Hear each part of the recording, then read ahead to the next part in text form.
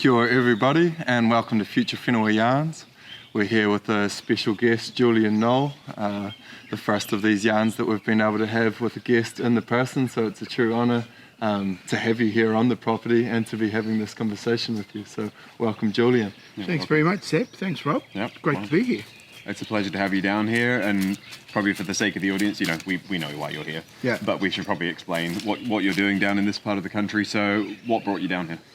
Well, I work with entrepreneurs and emerging businesses, and in particular, I really like to work with people who've got really great visions and new ideas, and are really about kind of creating new processes and new systems and structures. And I think the vision that you guys have and the potential that you have and your commitment to making a difference in the world, to farming and to food and to life in general, I think it's really outstanding. So I'm here to help bring shape and form and to move these things into action and into business.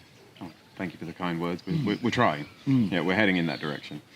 But yeah, so I mean, we've just sat down with you. We've done multiple sessions with you where you've sort of taken us through this process of what you describe as intuitive entrepreneurialism. Or maybe I'm putting words in your mouth, but I think it seems to me a relatively good summation of it. Is this exploration of entrepreneurialism through a way, sort of a subconscious, or a superconscious position where you're sort of accessing information that you is already there. Yeah. But you're unable to unlock it because you're too busy thinking about all the bits and pieces. Yeah. So yeah, curious to know sort of what led you to this process, but also more about the process itself. Oh, great question. Yeah, well, I've been really fascinated by business for like the last 30-something years now, and I've always really been fascinated by human potential. What is it that exists within a human being that has them achieve things, outside of whatever they have been born with or whatever they'd inherited, if you like, and the people who could go on and create and do amazing things. So I've been fascinated by that. And then I've kind of married the two together around business. I see business as the way to make a difference in the world. I no longer look to government. I no longer look to social structures. I really think entrepreneurs are the ones who can shape the future and who are shaping the future. Yeah, I find it hard to disagree with you on that point. Yeah, and part of our mandate for Future Whenua, there's all the projects that have different outcomes that they're seeking, but the sort of mandate with the organisation that is Future Whenua, it's about empowering regenerative entrepreneurship, because that's from the same realisation that it's just like it's the people that are on the ground that are doing it, and entrepreneurialism is just all about problem solving and like where other people are sort of there's an issue here, but actually finding the solution and creating a structure around that can impact the greater world. Yeah, I agree. Yeah. So I mean, to zoom back out, what is it that led you to this? Just sort of to take us through a brief backstory of how you came to this moment. Well, I guess I kind of my first big vision for myself was around being an actor. And so for quite a number of years, I trained and worked as an actor. And what that did was brought me very much in touch with the inner life, and really made me think about humans and human beings and the different plights and challenges we all find ourselves in. And so all the different characters that I would play would take me right outside of my own kind of take on reality. And then I kind of came upon a time where I thought, wow, if I stay an actor, I'm not going to make any money. It's a wonderful way to starve. And then I became interested in business. And one of the first things that I ever had was I had an intuition that this product that I invented, I could sell it all over the world. And I had no experience, no customers, no money, no clients, but I had this kind of feeling I could do it. So I thought, well, I'll trust that, I'll just follow that. And then that started my journey with business. And I saw I could bring the same values that I had as an actor about honouring humanity, being curious about, processes and creating something from nothing. I just applied all of those into business. and started doing things where a lot of business people said, "How the hell have you done that?" I thought, well, I thought it was obvious, just obvious. I ended up selling that product in 13 different countries around the world and sold millions of dollars of this product that I invented. It's kind of, wow. Do you mean that? I think I just want to pause there for a sec, because I do think that's quite an important distinction. That a lot of people who act in this sort of entrepreneurial consulting or entrepreneurial advising space, they haven't all made their own businesses. Yeah. Which to me seems quite a dangerous thing to put someone in that position of authority to speak on a subject. So you have walked the walk. You've been there and you've done it, and I think that's a hugely important thing. Yeah. But also, I wanted to touch on something you were saying about the acting and the sort of the roles we play. It's one of my favorite quotes: "Is all the world's a stage, and all the men and women merely players." Everyone plays a role, whether we're conscious of it or not. We're all playing a part in in this sort of grand play. Yeah. And the second, I think, once you have that revelation that we're all playing parts, like, well, I can play a different part. I don't have to keep playing this role. Yeah. I can put my hand up for another role on the script, or I can write my own script. Yeah. I think it's such an important revelation. It's sort of that thing of everyone should work retail and maybe do some acting. Yeah. Because it does teach you something really important about the human experience. Yeah, I think that's true. But I think really important what you said about, we can choose the role to play. Most of us are playing out our childhood again and again and again. As opposed to, there has to come a time, or it's wise to make a time when you actually begin to choose the direction you want to go in. You actually choose what it is, you want to do. And you line yourself up, behind that. I think that's really important. Yeah, absolutely, yeah. There's that conscious sort of, commitment to a path. Yeah. As opposed to just following a preset, a well-worn path that others have already taken. Yeah. Yeah. It's an interesting analogy, really, on life, as you said. It's, we're all the star in our own play. And it's just like, well, so what's the script? What's the play?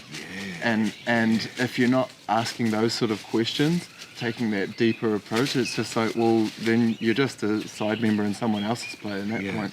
Yeah. If you're not directing the script and saying, we're here to do X, Y, and Z, and we're on a path towards that, and there'll be ups and downs and following the journey. Yeah.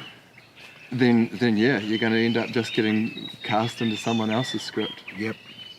And entrepreneurs are script writers. Yeah, totally agree. And in fact, Muhammad Yunus, who won the Nobel Peace Prize, not exactly what it was for, but he was the founder of the Grameen Bank, and he helped like tens of millions of people rise out of poverty in Asia through micro loans. And his viewpoint is, we are all born entrepreneurs. We're not born to work for other people. It's all about writing your own script, choosing your own direction, and following it through. Yeah. Yeah, you only have to watch a young child pick up something and examine it. It's the material properties, it's the shape, the size, they're exploration machines. And yet we sort of get to a point where, like, no, now you've got to pick your part in this grand, social experiment and kind of slot into your role. It's like, maybe, but also don't ever lose that part of you that picked up the rock and played with it just because it shone in the light. Don't lose that sense of wonder and exploration, because then you are, that is when that sort of calcification takes place and you become more, formed, more solid, less sort of ability, less ability to change. There's the further down the path you go, the harder it is to turn back, I suppose. Yeah. So what is it that you guys really, really, really want to do with Future Whenua? What would be your end goal? Yeah, I think we were discussing this yesterday, and it is that interesting thing of, we've talked so much about the journey, about the plan, about some of the outcomes, but never that sort of like one positioning statement. And, landing on that yesterday for me was that thriving community of regenerate innovators. Just to have that mixing pot of all these different minds coming at problems from the different directions. And I think the results would be, radical. I think we would be starting to create some things that would really be moving the needle on a global stage. And that, for me, is the most exciting, potential of what we're looking to create is fostering innovation, but also fostering culture and community. Beautiful. And on that sort of just deepest level, it's about, things like what Jeremy Lent was talking about, this ecological civilization. It's like, what does New Zealand agriculture's part play in the transition to an ecological civilization or an eco-punk society? It's like that's the deepest aspect of it. It's like, how does the way that we relate and steward the land that we're so privileged to be the stewards of, how can we take what we're doing right now and shift it towards something that's more in aligned with a sustainable or very long lasting culture. Yeah. But I think in part of that, that question, that asking and that exploration of, what is the deepest message, that's a big part of your process. You're trying to claw into a deeper level. And so just, would you mind going into the intuitive process? Yeah. Ooh. Okay. See, I think most of us are living from a kind of lower level of ourselves, and most of us we're on automatic, and intuition is a very alive and comes from a really alive and really vibrant space and very resonant, and it depends how far you want to go. I tend to think that, there's a level of divinity, the presence of divinity in all of us, and taking the time to dive deeply inside to find that golden thread that connects you to your divinity. And if you're starting anything from that golden thread, then within the design of that, there's your journey is mapped out right there. Whereas we get taught to go off to business school and get MBAs and go off to all of these business courses, and the government runs courses and about how to be an entrepreneur and how to be... Most of the people have never owned a business. So they're teaching you stuff, you're learning stuff, third, fourth and fifth hand, and most of it doesn't work, But to go into your intuition around really precise areas, around what is it that's seeking to emerge, right, truly and really. And when you can start to kind of grok, intelligence at that level, it opens up an incredible pathway around synergy, synchronicity, action and results. And I was thinking about, how would you define, or how would I define an intuitive entrepreneur? And I think it comes down to really basically two things. That frequency, that, everything has a frequency. Human beings have a frequency, our projects and businesses have a frequency. And so being able to listen for the frequency, and then also the willingness to take action. I don't want to make jokes about animal magnetism, but you do seem to be the one who's currently got the appeal going on. Yeah. But it's an I think I described it the first time you came down as that revelation of getting out of your own way. Yeah. It's being able to peel back enough of the layers that you've built up to sort of, to filter information through, to get to a state where you go, that first little inkling, that first little spark that comes into your brain is giving that enough space to sort of to grow and flourish into, because otherwise it just immediately gets snuffed out. Yeah. Because the cognition clicks on. And I found that very challenging. Yeah. Is I can have that little moment of, intuitive sort of inspiration. Yeah. But then my brain immediately pours on all the analytics. Yeah. Yes. And it's just, it's the fire hasn't lit yet. It hasn't had enough time to establish and it just gets snuffed out. Yeah. And I think that's why community is so important. Yeah, absolutely. I was just saying about that resonance. Yeah, to stay at that level of intelligence, and to create from that level of intelligence. There's a level of mastery, required, because that, the mind and the emotions do come in, and they do play a role. Where do they fit in?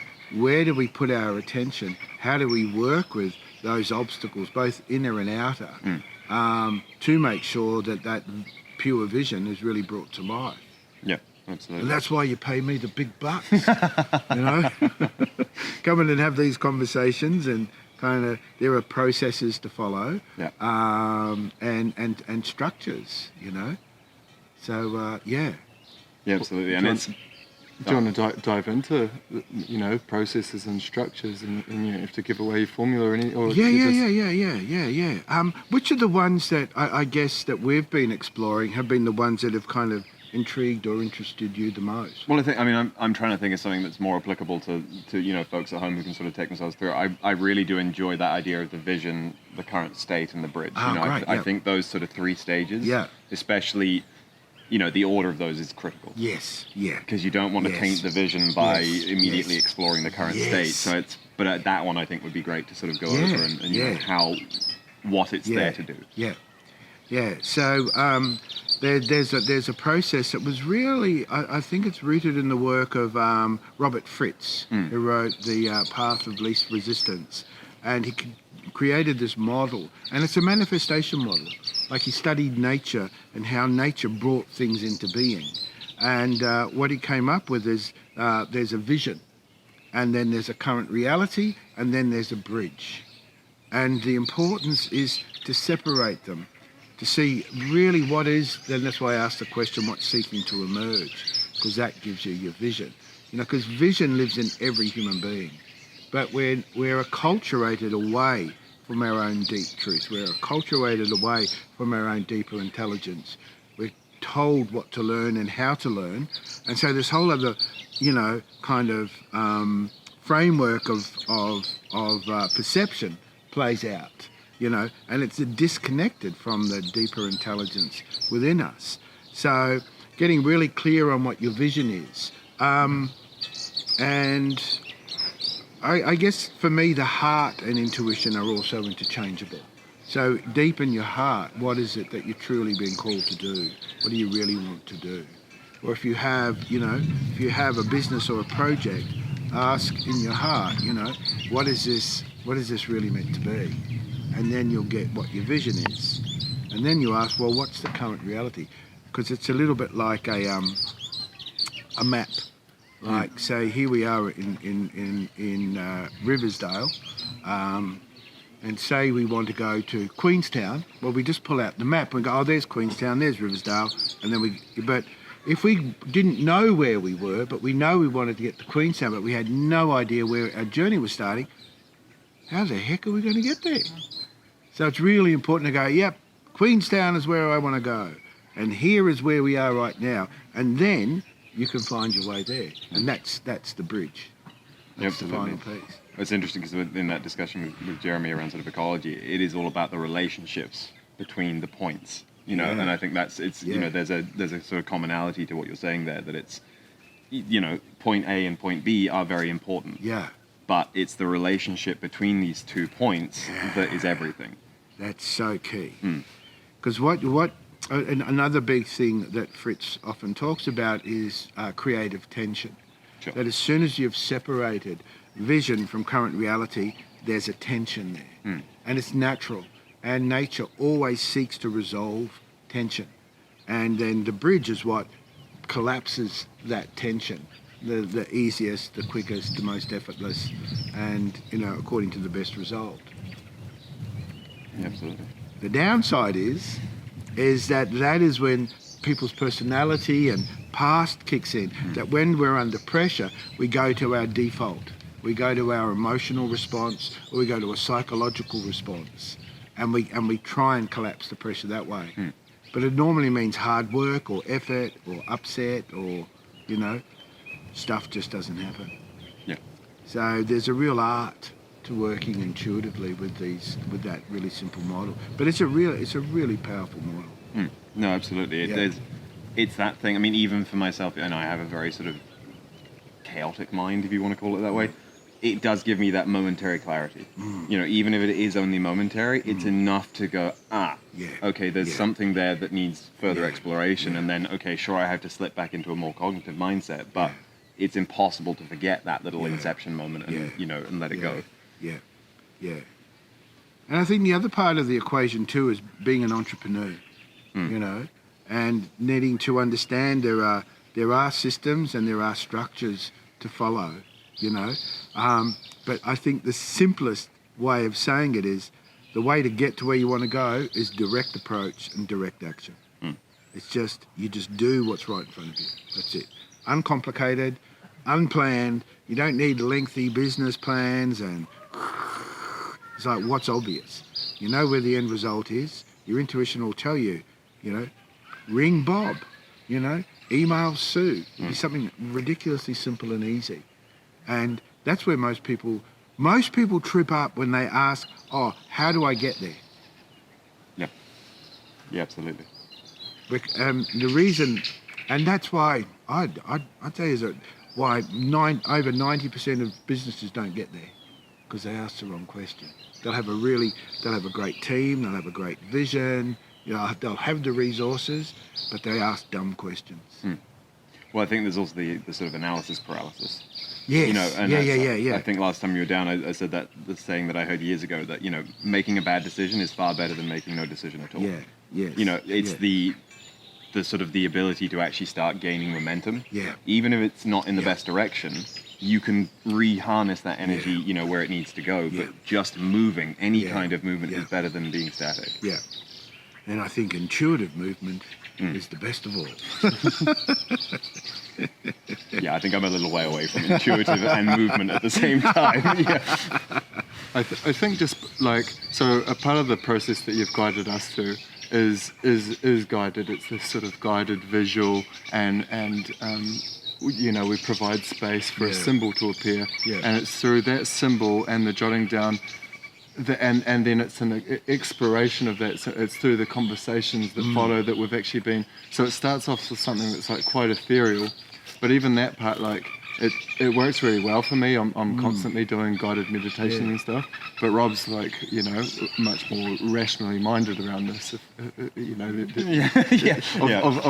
some sense, but definitely coming from different approaches, the two of us. Yet we're both like, it hasn't seemed too woo. It's like it is actually you're just letting us to go into our minds and see a symbol and then explore it. Yeah. And part of the reason for that is that the intuition speaks through symbols, whereas the rational mind, speaks through things that are familiar. It's much more kind of, it's much more an analytical thing. Whereas when you step into your intuition, it's a different part of your being, and most of us have lost our connection with intuition, Yeah, I hate to say it, but especially guys, we've kind of been trained to think, more so than to feel and to trust and be in a state of communion. Yeah. Do you want to dive into that a bit more? Because it's, this isn't certainly the standard way of going about business, and we've been doing incubators and programs for a number of years now, collectively and apart, and actually working with you, some of the most profound why are we doing this? And there's been a lot that's come out of our few sessions already. And I just want, why we object to the intuitive aspect of all of this, and we think that the KPIs and the numbers and the processes. Yeah, look, I do think KPIs, processes, and numbers are important, but not at the start. I think once your intuition is really humming and you're clear about where you want to go and what you want to do, and the deeper reasons that are moving you at a deeper level, then you do need systems and processes and structures that support you to get there. But most people start with those, I think globally the success rate for incubators globally is 4%. Yeah, sort of building the building without knowing what it's for. Yeah. And then now trying to fit your business inside this structure that you've created. Yeah. And most of them that I've seen, and the incubators that I've had quite a bit to do with incubators, I could count on one hand the number of actual entrepreneurs that are in there. They're all people who work for a job. Nothing wrong with working for a job. Yeah. But it's like one of the most valuable pieces of information I had was choose to work with the master. Choose to work with someone who's already done what it is you want to do. Well, that's as ancient as it gets. That's the apprenticeship. Yeah. As you go and join the village master in whatever task it is that they've achieved mastery in. Yeah. And over a number of years, you will, first you'll just be sweeping. Yeah. Because that's all you're good for. Yeah. And I think we should take that as beyond just the physical thing of it. Yeah. When you're an apprentice at anything, even if it's a mental process, just start sweeping, you know, Yeah. just start tidying up, just do the basic tasks, like, you know, because you're not competent, you're not ready to handle the tools yet and get on the machines. Yeah. But, you know, over time, it is that gradualistic sort of approach to widening your universe of understanding. Yeah. And then your capabilities increase along with it. Yeah. Yeah. But yeah, we have, you know, I mean, there's sort of a grand irony to all of it because somebody commoditized entrepreneurialism.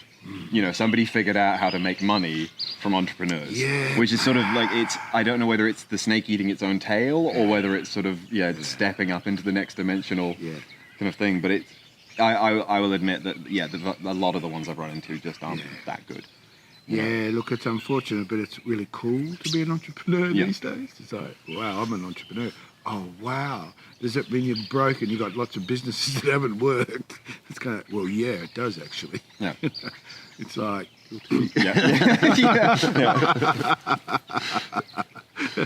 no, I don't classify you in that. I don't put you in that area. You're learning, emerging, you've got great ideas, and like you're active and engaged, and you're really led by something powerful. Well, I think there's a word for the other type, which is a wantrepreneur. A entrepreneur. Because it's that idea of there's a social cachet to it. As you said, it's cool to be an entrepreneur. Yeah. So there are those who desire that, but they're not quite ready to sort of make any, you know, tangible leap towards it. So they just talk the talk and get in the circles and that's rife in a lot of the cities. Because for me, when I look at people in business, I think I kind of break it down into three categories. There's a practitioner, there's a business person, and there's an entrepreneur. You know, a practitioner is someone like, say a plumber, who has a distinct set of skills. And if your business relies on your skill, then you're a practitioner. Yeah. A business person understands business. They understand the structures, the systems, marketing, sales, staffing, any of the kind of the bookwork and the technology that supports the people doing the jobs. I see that as a business person. And most business people work in industries they know and they've kind of grown up in, and they stay in them, and they've learned the systems and structures. Whereas an entrepreneur, 75% of entrepreneurs have no background in the industries they have businesses in. And so they'll have multiple businesses across a whole spread of different industries. And what an entrepreneur's focus is opportunity. Yeah. And they can convert opportunity into value and money. And as you said, 75% of those people are from outside the space. Yeah. So it's the outsider's view that is most likely to find the innovation. Yeah. Because you haven't painted the walls in the colors. You haven't sort of changed your whole perception to be that of this industry. So you're able to look at it with an analytic, to use almost a naughty word in the entrepreneurial sense, but you are able to view it in objectively as opposed to subjectively. Yeah. And I think that's something that we really undervalue in this world of sort of hyper specialization. Is actually it's the generalist and the outsider who's going to spot your flaws, because they kind of come in and ask the questions that you never even questioned. You never even thought it was a question. It's just that's how the structure of the building was put together. So I can't question where the wall is. Yeah. And look how much we've sort of separated and siloed. Yeah. Everything. Yeah. The bosses are right. Yeah, absolutely. We've talked a bit about like that entrepreneur, but the world doesn't need everyone to be entrepreneurs. It would be chaos if it was. We do need teams and works and stuff. What place does your this approach, the intuitive understanding and how sensing into our deeper why, how can that apply to someone who is a member of a team? Maybe not the founding vision holder, but someone who's like invaluable to that team, and obviously contributing. Yeah. Look, I think team is critical to the entrepreneurial journey. It's actually the team that will get the job done. A lot of people who are in business think it's all down to me. It's just me. If I can't pay anybody, then I'll do I'll do the books, I'll do the marketing, I'll do the sales, I'll do the planning, I'll do the office work, I'll do everything. And we have to understand that the strength of our business is always our vision, you know, and that you need a team that aligns with the vision. So it's not just your own personal team within the business, but anyone who you partner with, anyone who you collaborate with has to be aligned, has to hold the same vision. That's a really critical piece. You know, I'm working with someone at the moment who's launched 2 national brands, and they ended up having, I think it was 15 or 20 investors and joint venture partners, and none of them were aligned with his vision. So he had to, you know, restructure what the heck was going on. But that simple thing, that's why it's great what you guys are doing at the moment, is getting really clear. This is our vision, this is our, you know, our idea, this is our brand, these are our values, the mission, the vision, and this is our market, and then this is the team who will carry us there, you know. And I think collaboration is a really important word. You know, again, it's kind of counterintuitive to traditional business where you start a company, you hire all the people, they do everything, and you keep everything secret from everybody else. Whereas the new collaboration's the new currency, where you've got the idea, someone else has got the sales, someone else has got distribution, someone else can do marketing. And if you're all aligned to the same vision, you can create a great collaboration, you know?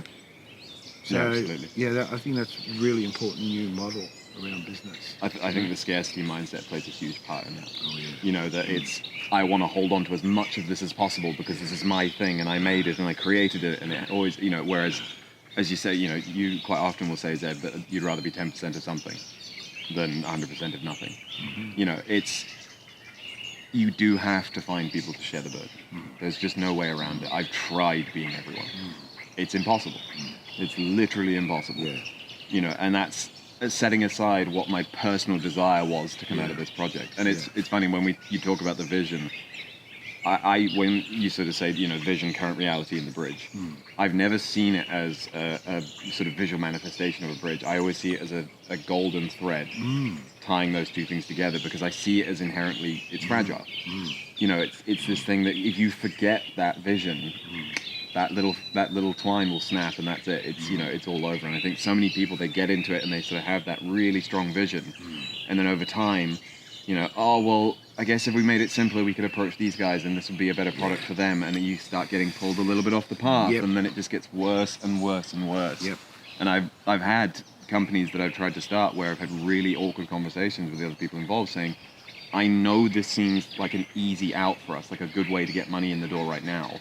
But if we do this now, we will never get back. No matter how hard we, you know, try and buy our souls back, we're never going to get back to that original place we said we were going. And it's, I think it's destroyed too many, you know, businesses that would have been of real value in our current times. Yeah. Very cool. I'm feeling left out without a cat now. It's like, everyone's gonna... Oh, there's another cat running around over there. Oh, that'll explain why those two are so sparked up. There shouldn't be another cat running around over there. It's a wild one. It's a wild cat.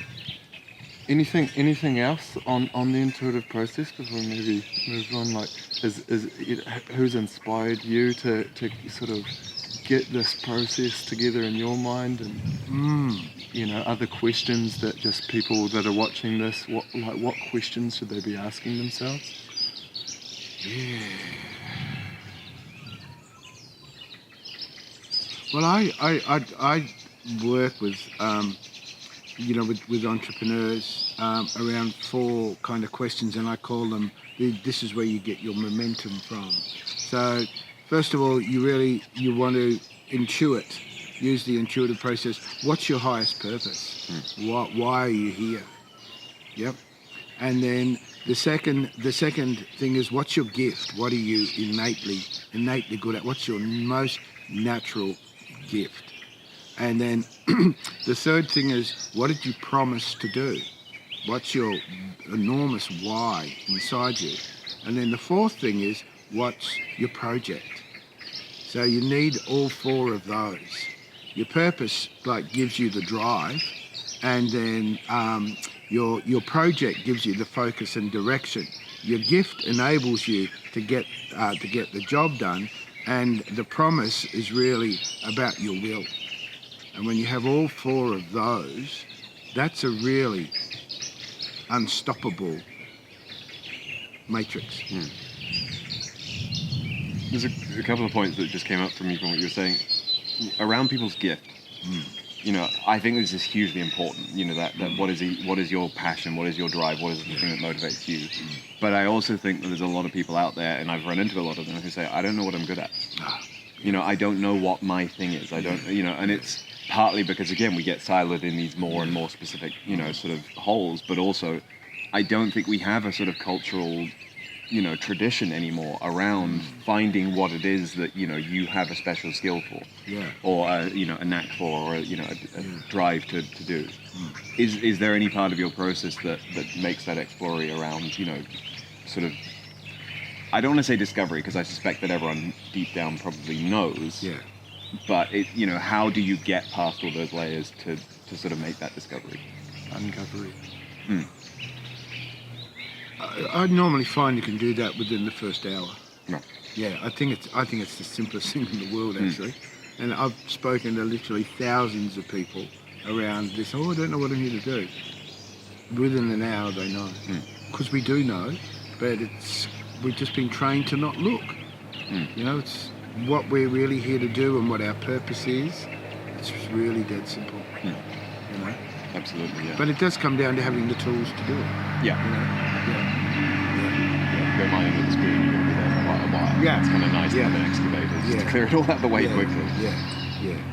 And then on that, the sort of leaping off from that, and maybe I'm just kind of furiously guessing at a potential outcome, but with the sort of intuitive process, you know, if something they intuit comes out and it's simply unachievable, or it's just, you know, something that would actually potentially be detrimental, you know, is that what I suppose I'm meaning is that moment of sort of clarity in your mind, are you to give that 100% trust all the time, you know, or are you to still, is there value in sort of looking at it more analytically? No value at all. Okay. Yeah. But in terms of intuitive process, when you like, one of my mentors says that when you're in touch with the heart of an idea, it starts to create itself. Right. You know. So yeah, intuition will, rarely send you wrong. Yeah. Your understanding of intuition might send you down the I wrong. suppose that's more the point. But your intuition is pretty well always spot on. But knowing how to work with it, and if you get a vision, then it's normally can be done. Yeah. But it's just you need to understand. Okay, what's my approach to it? Absolutely. Yeah. And just remember to never ask how. Yeah, that's a big learning for me. It's immediately trying to start putting the blocks together to make the wall once I've seen it. Yeah. Because your intuition will take you somewhere where you haven't been before, and the mind can only tell you where it's been.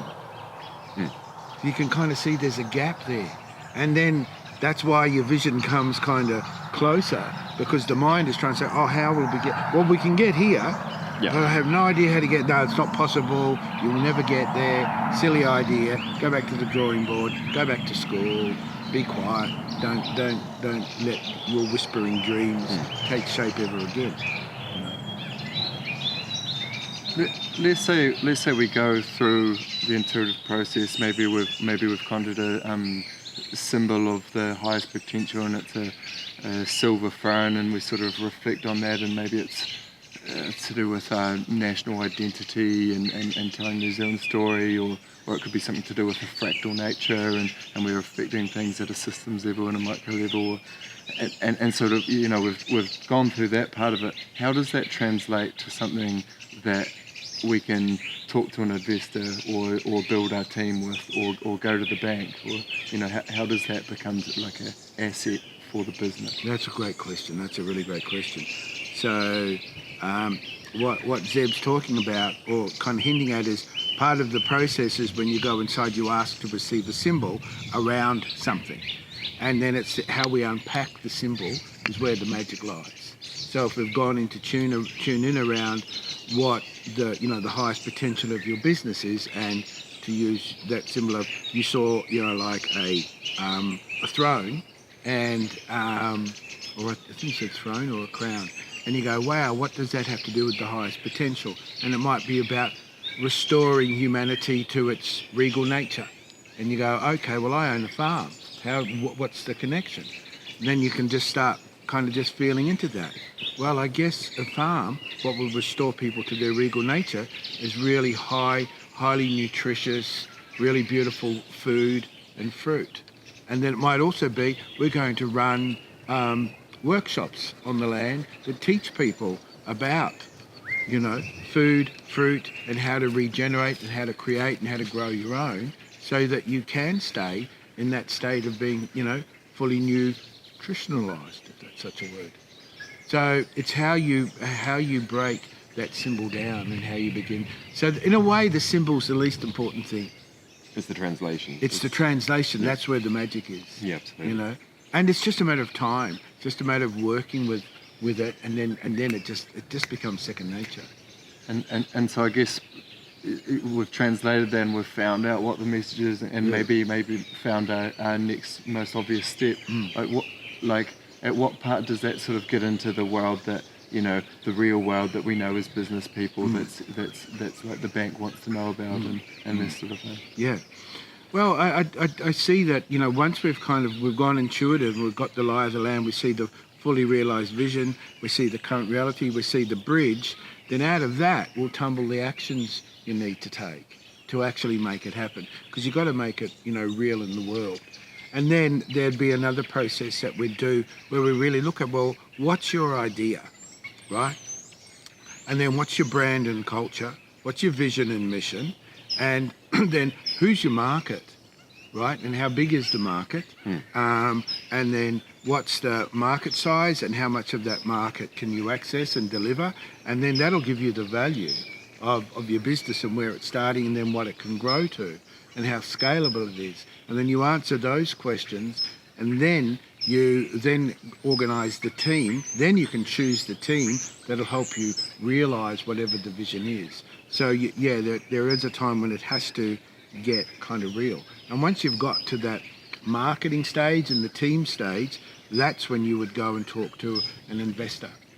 Because you've got everything. You can have a pitch conversation then, because they're the things they want to know. And that's, within those four kind of brackets, you're effectively just sliding forward which one is relevant to that particular part. You're not going to the bank manager and saying, let me tell you about my gift. Because they don't really, it's just not where their head is at. But you go, let me tell you about the market size. Let me tell you about the, those are the things that are relevant to that sort of particular translation process. And then it's really just deciding how best to deploy those sort of, inner truths. Yeah, because you're right, because it's like, what we're talking about is there's an inner reality for an intuitive entrepreneur, and those first four questions, around your gift and your project and your, all of those are internal. And then when you go external, there's those other four things that are really, really, really, really important, because then that takes it out into the world, and then you can have a really informed entrepreneurial conversation, because they will want to know your idea. Well, what's unique about it? Who else is doing it? Who else has done it? So that's a really critical piece. And then your brand and your culture and your values, that tells you who you want to do business with. Because, so many entrepreneurs just go out and just desperate for money. So they'll take anybody, and then before long, the investor is telling them how to run their company and totally cutting across their values and so you also have to know your vision and your mission, because as an investor, I would want to know that. And then, the dollars and cents conversation is around the market, and that'll tell you so much. And then an investor will want to know, well, I've never heard of you. Oh, but look, I've heard of these 4 people or these 5 people. And they want to know that your team will get your vision realised. So that's what makes a really great pitch, rather than just, here's my idea. You go to Pitch Fest and you go... You're asking them to do the work. Yeah. You're asking them to do the Yeah. mental sort of exercise of thinking where the value is in my idea, Yeah. as opposed to saying, no, here's the value and here's my idea. Yeah. And I think that it's interesting, and maybe this is sort of the next stage of the conversation, because we've been talking from the entrepreneur's perception out, of what they're doing, but I also think there's a hugely important fact that when you're acting in this intuitive way, there's a resonance that comes from your potential market. Great. Because people can Yeah. sense that you found an intuitive truth. Yeah, and I think that's the essence of really good marketing, around authenticity, and you can tell the truth, because so much marketing is just manipulation. It's like, and I think in the modern world we all know it now, Well, it's so overt that it's hard to ignore. I mean, I had, by the time my twins were 3, we'd go around the supermarket and they'd go, marketing, because they'd be able to understand that somebody was trying to get them to buy something. And that, granted, that's my fault for teaching 3-year-olds about marketing, but, it's not hard for them to spot once they know it's there. And I think there is that thing of, we're able to sense on a deep level when something is in alignment, but we should also be able to be more analytically aware that we're being manipulated through a marketing process. Oh yeah, I look, marketing is one of my great loves. I love marketing and branding, and bringing things back to their essence, and then finding the stories that go with it that are true. A really dear friend of mine, Maggie Hamilton, she wrote this. She's an incredible kind of social explorer, social analyst, and also highly intuitive. And she wrote a book, and she was saying that companies are now starting to market to like 9-month-old babies. When you're pushing them around in the pram, they've done all of the brain science and study, where to position things, the colours that are like babies. They're marketing to babies. I think That's sick. it's the inevitable, sort of course of action of any industry, is that it will always look to expand to fill its, niche. And I certainly don't think it's a good thing, but I've been in and around the industries, virtual reality, they do a huge amount of consumer research, because they want to know where people's eyes are going. They want to know how long they spend looking at things. It's a billions and billions of dollars yearly are spent on understanding human psychology to better sell products to them. I mean, I've got to take my hat off to it. Like, I've got to acknowledge the effort, but it's just how you use it. Yeah, exactly. Yes. Yeah. Perhaps this is where the answer might be, is this marketing, but I'm just, not all of our audience will be at the same stage as us, which is early stage entrepreneurial. We're at this nascent stage where we've got some stuff and we're launching, so it makes really sense to be working with you. But for someone who's working in a bank or owning a farm or CEO of something that's longer lasting, is there any space for this sort of intuitive process? Oh God, yeah. I've just elected to work with the intuitive process around entrepreneurs, but I also do spend time, running workshops for the public as well, because it is the way to create the life that you really love. That all of the intuitive tools, if you like, can be applied into any area around your money and finances, around relationships, around building a house, around, creating wealth, just leading a good life, just going into your own life and going, what am I really here for? What do I really want to do? So you can use the intuitive processes in any area of your life. Yeah, absolutely. Totally. Well, it's a common refrain: trust your gut, trust your heart. Yeah. And we say these things and sort of, in a very kind of light-hearted way, not really thinking about what the actual implication of that is. And then you look at the, neurology side of things, which is that there's as many neurons present in, your abdomen and and potentially around your gut than there are in your brain. Yeah. So the science is actually backing this up now, that it's not just, we don't all live up here. Yeah. If we're willing to sort of move these tasks around to other parts of the body, you skip over all the clever sort of supercomputer stuff and you get right to the core, algorithm. Yeah. And I suppose that's coming back to the part where I was asking about you trusting this intuition, is it's almost beyond trust. Yeah. Because it's sort of, speaking to that true, kind of essence.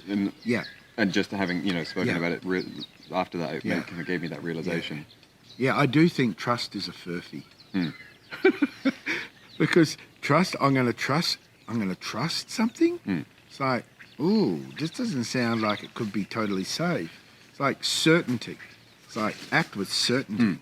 Boom. Well, trust has a faith element to it. Yeah. You know, Yeah. I know what you mean, Yeah, in the sense yeah. that you're saying that you're putting an asset under somebody else's control. You're putting something under somebody else's control. Yeah. And there is that ever so small part of your brain that goes, I don't know for certain if this person is going to act in the way they said they would. Yeah. And I would always, I would say follow your intuition, unless you're all in. It's like, no, you got to be all in. I'm all in and unwavering. Absolutely. Yeah. I'd like to. You've told us just a lot of stories, as you know, when we've been going through, and you'll sort of use this story as an analogy, and it's just exposed such a rich part of your life. I'd like to maybe share some of those, and if there's any in particular you'd like to share. Oh wow. Yeah. Look, I think just as a kind of caveat, I think probably learned my best lessons from the really tough moments, the really hard moments, and where I've come up against as far as I think I could go, and then there's a level of collapse and a forgetting of who I am truly, and rumbling and tumbling in the ego and the emotion and the upset of things. It's in those moments, I think, when relationships end or businesses go belly up and you're broke, and you've gone from flying all around the world to you don't have enough money to buy a bus ticket, It's like they are the real moments of learning, I think. And I think, and I think part of my process working with people is just to normalise the human experience. Too many people are, well, not too many people, I don't like just, look, it's really easy and it's really great. And just do what I do or do what I say and everything will be great. It's like, no, we as humans, we seriously screw up, and you have to have room for that. You got to allow room for that, and you got to normalise that. Say, it's cool. I remember when my first business went belly up, and I went and saw this guy. He was like this kind of super coach in Australia. He was at the time coaching the wealthiest man in Australia, and he was a really lovely guy. And so I said, I went to him, and I was, like a real sad sack, and like, oh no, this is the worst thing, and I've lost my identity, and he said, how many businesses have you had that have gone down the gurgler? I said, only one. He said, you got another 2 to go. So apparently that's part of the entrepreneurial journey. I'm not saying you've got to do that, but it's okay. It's okay to screw up.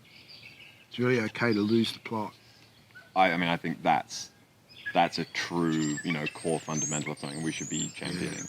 Is that it's okay to be wrong. Yeah, absolutely. We because I suppose, and little boys, I've got 3 of them, so I'm all too aware, they are prone to being mistruthful about what they've done. Yeah. So you start to build this relationship of, being wrong is bad, that, I want you to be, to be correct and not to have done the bad thing. So we build this incredibly strong sort of mental binary between wrong and right.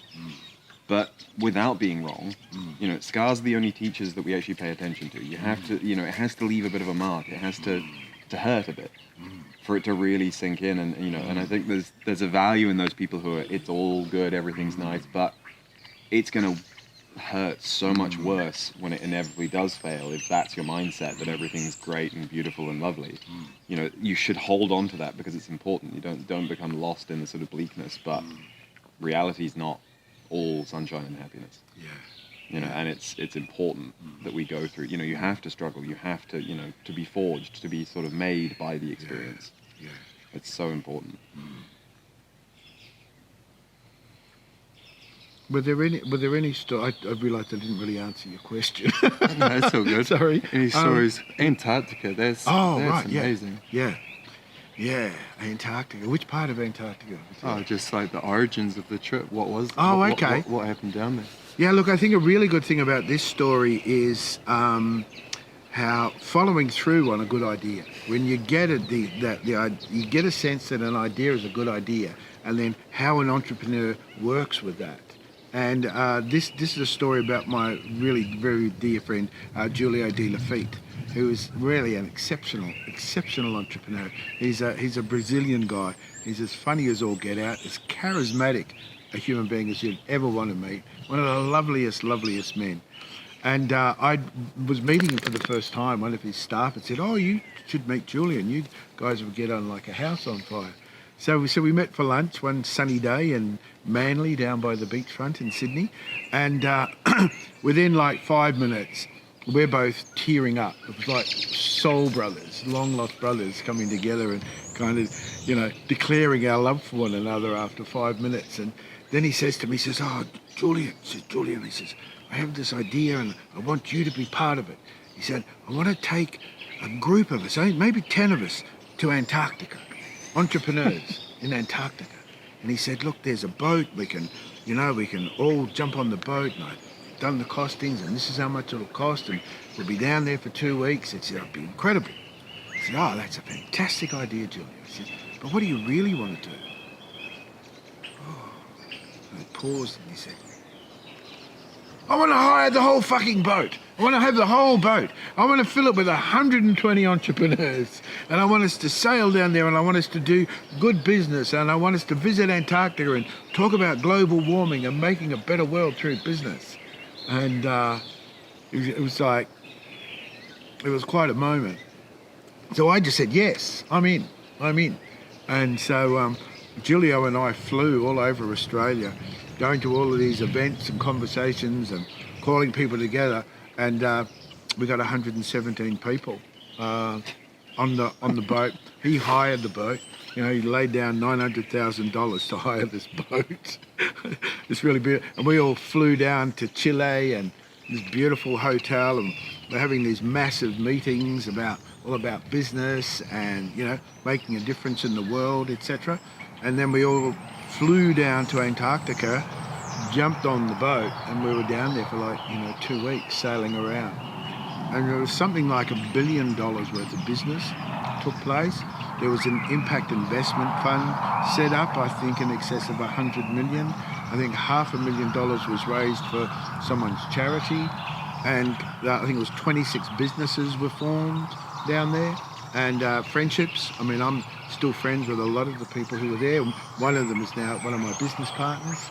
So I guess for me, the essence of that story is when you get a good idea, you just follow through with it, no matter what. There could have been, at least 50 times Julio or I stopped, like important team members pulling out, people saying yes and then saying no, And we got coverage in all sorts of media channels and newspapers and magazines, and so it was a really good idea at the heart of it.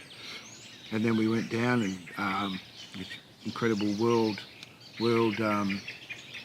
became a world acclaimed documentary was filmed while we were down there. It was amazing. It was really, really amazing. So yeah. Yeah, awesome, man. That's a great story. And I'm just thinking, what else? It just seems like that's a really powerful way of incubating business then. If you were saying 4% of businesses that go through a standard incubator process, only 4% make it. Yeah. And you're saying 26 businesses were formed and there's a billion.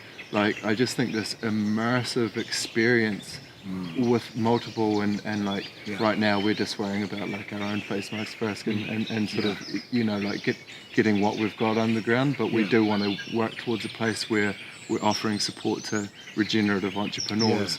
And it's sort of like this idea of Oasis Week where people would come to the farm, and it really is that. And it's just I think there's a lot that can be learned out of your experience. I was talking to the gorgeous Olivia Wensley, who runs Startup Queenstown. That is an incubator, and we were having a conversation about what does work. And I think, first of all, being trained and working with entrepreneurs, I think is really important. And getting that blend right, either offering ongoing mentoring, I think is really, really critical. Because a lot of incubators, you go in for 3 months and then you're out, and you're primed to do something, half the time the promises aren't lived up to. We'll find you an investor, we'll teach you how to pitch, and they're not successful. And then they just flounder, you know. I've got a friend who went through an incubator. They got a brilliant idea. 5 years later, they still haven't found an investor, you know. It's like, so I think, you know, as well as being incubated, you've got to have this ongoing kind of community of support and experience. Because a lot of young entrepreneurs, you know, they haven't answered all the questions. The reason 26 businesses could be formed, because they had answered all the questions. They knew who their business partners were. They knew their visions. They knew what they needed. They knew all of that. That answered all of those questions and been working with them. I mean, some people on that thing, they were, you know, they had businesses that were turning over 300 million a year, you know. So they know their stuff, you know. So it's easy for them to go, oh yeah, you know, oh I need those, and I saw Julio do it. Oh, I need those services in my business. Okay, I'll set you up. Boom, the guy's turning over $3 million a year just through one conversation. See, that's business. That's business. I also think there's something to be said for the duration of the experience. You know, a lot of times you'll see, you know, and I've been through this with incubation and all this kind of stuff where, oh, we'll have a networking evening. Oh, yeah. And everyone gets together and, you know, and you're sort of, there's this desperate rush of everyone who's motivated in the room to try and talk to the right person they needed to talk to because they've only got a few hours and that person might get stuck talking to someone else. Yeah. So it breeds a desperate mindset. Yeah, it does. Yeah. You know, and yet if you take people, and I agree that the immersion, the sort of the setting is critical because you take people into a new environment and it by nature informs new thinking. Yeah. But also it is that fact of you're keeping people around each other for a length of time that allows these relationships to find their form. Yeah. Other than that, you're just trying to force, you know, you're sort of like jamming puzzle pieces together. Yeah. Going, I've only got 3 minutes left, otherwise I can't put the puzzle together. Yep. Yeah. You know, the pacing of things, we've gotten the sort of the speed of entrepreneurialism, you know, that's never really let up. Like we've understood that pacing is important, you know, it's the sort of the speed to market is big. But in those foundational sort of stages, it's ensuring that you know that you're sort of actually making those smart decisions and, you know, moving forwards with the right team. Yeah. And that would be my probably last question that I sort of really wanted out, you know, curious about. Can intuitive people find each other? Is there an inherent intuition to finding other people who are also on that wavelength? Because I definitely feel like I've come across that over the years. I mean, I would say Zeb is a perfect example of that, in that there was no, you know, when we started working together, there was none of the sort of like how are we going to fit into each other's way of thinking things through. It was just, you know, there were just ideas bouncing back and forth, just getting better and better every single time. And I think that, you know, if there was not a way you could facilitate it, but if there was a way to make people more aware of those opportunities in the relationships they're finding, do you think there's a sort of a strategy that can be developed around, you know, finding the right? Because I think you don't want to go into something with an intuition and then find people who are utterly analytical to join your team. They may be very good at what they do, but they're going to view it through that lens, you know, and try and change it that way. Yeah. So I'll tell you a story. So I was, one of my clients, she had been an executive, quite a really high executive within Deutsche Bank. And she had this kind of like spiritual watershed where I don't want to do banking anymore. I want to go out and do something else. And what she decided on doing was to become a feng shui practitioner. Like, so which was about as far from a banking executive as she could get. And so she started, you know, this business as a feng shui consultant, and it was kind of going nowhere, you know. And so she hired me and said, "Oh, look, can you help?" And so we intuited. We did the whole, you know, intuitive process of what's your vision, you know, who's your perfect client, what are you truly offering, you know, and then the fourth question is who needs to sell this more than you do. So all we do is we go into that intuitive space and answer them. And it's really powerful. It's incredibly powerful because it brings about a reorientation in yourself when you go intuitive around those four questions.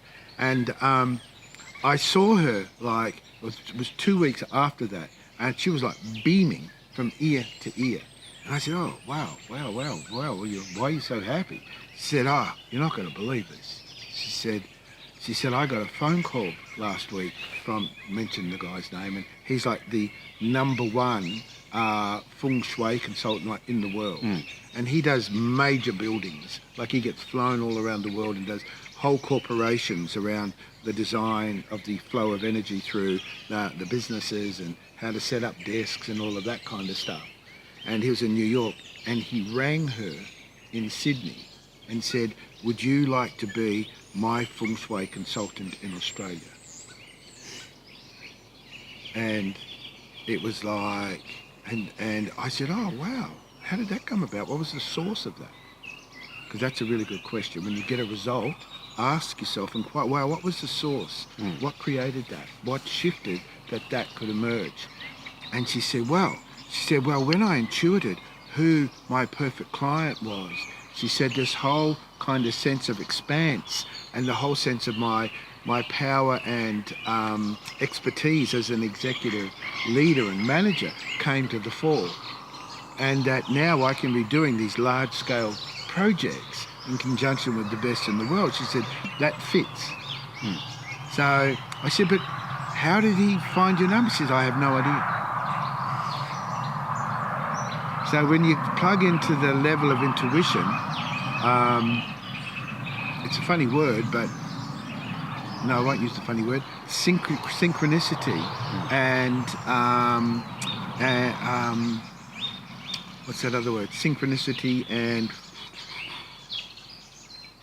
Anyway, synchronicity happens.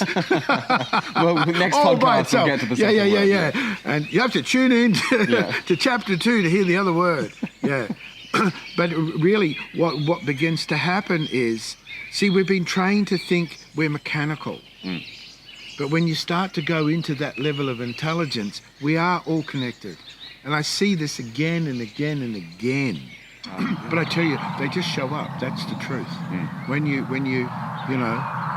like, my business partner, he's kind of new to all of this stuff, but he loves it. He jumps in and he'll just ring and say, oh, you've got no idea what's just happened. It's like, wow. So yeah, you get into this very connected state, and that's why frequency is so important. Feeling the frequency, acting in accord with the frequency, speaking to people who have the same frequency, and not saying anything to people who don't. Yeah, absolutely. It's sort of, and it's definitely, I'm definitely very much at the start of this journey around that sort of, working with intuition. Although I suspect I've been doing it for a very long time, just subconsciously. Yeah. But it's a strange thing where the more you start to pay attention to the phenomena, the more it starts to manifest. Yes, focus creates your reality. The most definitely.